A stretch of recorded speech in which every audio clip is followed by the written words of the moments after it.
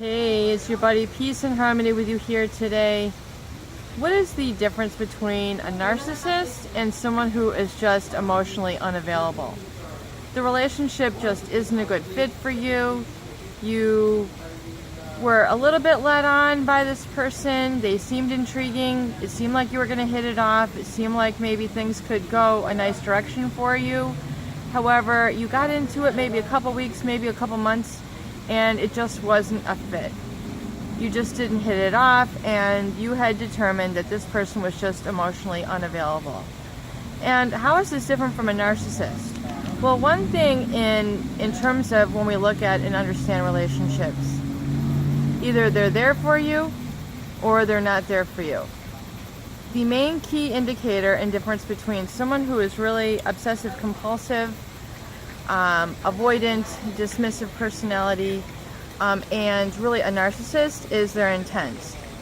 The narcissist and the psychopath, let's just throw them in there, they have relationships. I shouldn't say they engage in quote-unquote relationships. I won't even call it a relationship because these people do not love. They don't have a humanity. They don't have any humanity in their bones whatsoever.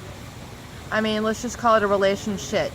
It's not a relationship at all, and I know a lot of people here on this channel would agree with me that the narcissist and the psychopath, the main differentiating feature, the main thing that separates these two, you know, the men from the boys, the women from the girls, the others from the narcissist or psychopath, is the narcissist and psychopath engage with the intention to hurt, harm, maim, sabotage, cause you to implode, cause you to explode, try to deter you, try to derail you, try to get you in a funk, try to get you, capsizing, try to knock you off your game, off your life. They don't want to see you succeed. They're not supportive at all. They want to make sure that they are extremely sabotaging and annihilating of you. And it's extremely maniacal. So, one thing that professionals advise, especially when it comes to psychopathic and narcissistic abuse, that you cannot minimize really the effects, and you can't minimize their ability to really hurt and backstab. I mean, there's all sorts of myriad of things that can go on, from people mailing things to you, to doing things to your vehicle, to doing things to your property, such as your home, defacing things, scratching up your car, trying to get at your kids and say mean things about you. They try to work around and say things about you to other people in the community, your workplace, your circle of friends. So they really want to undermine you. So if you look at the difference between the narcissist, psychopath, and your, someone who's obsessive compulsive or very finicky or maybe a difficult person, think of it like this. Those people might have issues. They might be idiosyncratic, unique to that person.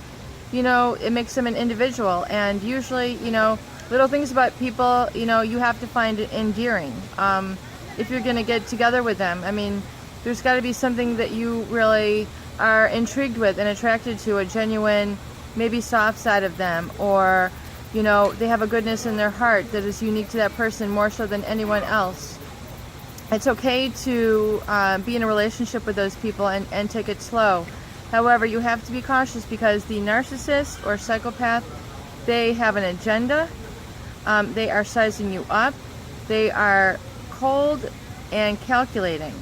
And as long as we're on it, I think, earlier today we were looking at the Angelina Jolie and Brad Pitt, split up, and it's all over the news. I'm not sure who follows the news. I don't watch too much TV. I don't bombard myself with, a lot of negative news, etc. But, certain things I am interested in, and, I find this very intriguing that, the quote-unquote role model relationship, the Brad Pitt and Angelina Jolie, they're now divorcing, they have 7 kids, they have $400 million to deal with, and supposedly, Brad was cheating with Jennifer Aniston on her. Well, I'm not into gossip, but however, really look at pictures of Angelina Jolie. If you were to get Google, this is your little homework assignment, okay? This is going to help you. If you want to understand a narcissist, or a psychopath rather, Google images of Angelina Jolie. See how many pictures of her are actually smiling, or how many pictures of her are actually stoic. And I talk about, identifying and getting to understand these types of people so you can protect yourself moving forward. It's much easier to prevent a disaster than deal with the aftermath.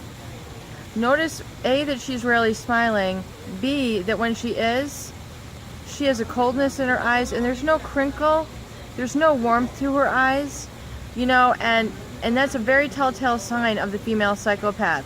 A little bit of a dual topic here, but notice, because, usually when someone smiles and they smile from their heart, their face lights up, their eyes wrinkle a little bit, it's like they laugh, you feel it in your gut, you feel it down here, you feel it in your heart, you kind of giggle, you laugh, it consumes your whole body. It's a full body experience, like when you really laugh. And look at Angelina Jolie, she's always very stoic, and however, notice that her eyes, it's just her eyes do not smile. Her eyes do not smile at all. There are no wrinkles right here. I don't know, women are afraid of wrinkles. Wrinkles are a sign of your character, your expression. It's a natural thing.